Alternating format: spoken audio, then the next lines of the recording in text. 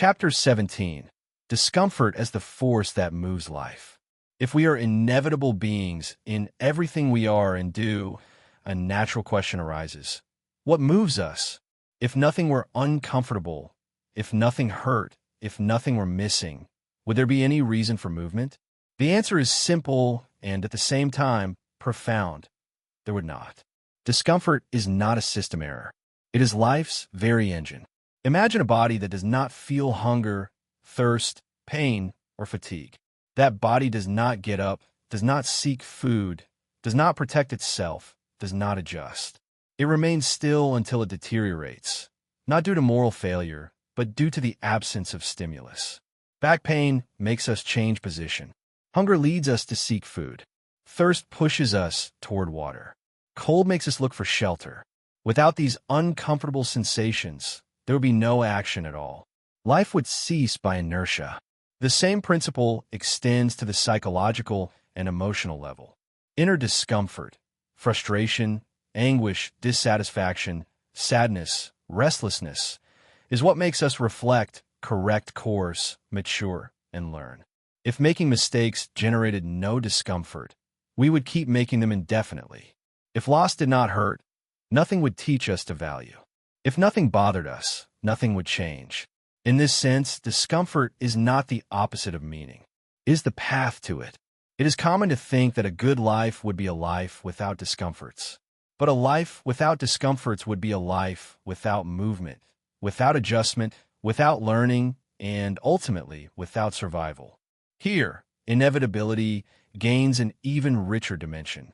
Not only are we inevitable in what we do, the very discomfort we feel is also inevitable. And more than that, it is necessary. Discomfort arises because something needs to change. It does not appear to punish, but to signal.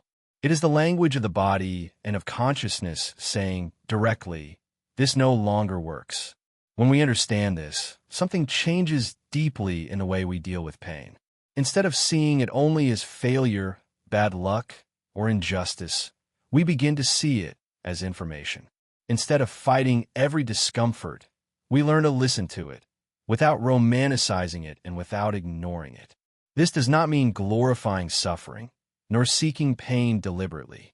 It only means recognizing that without discomfort, there is no displacement, and without displacement, there is no life. Even the evolution of consciousness follows this principle. Error generates discomfort. Discomfort provokes reflection. Reflection opens space for change. Change creates new conditions, and the cycle continues. Without this constant friction between what we are and what we need to become, consciousness would stagnate.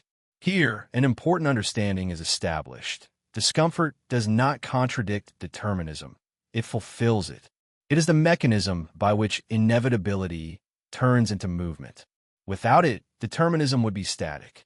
With it, it becomes dynamic. Life does not move despite discomfort. It moves because of it.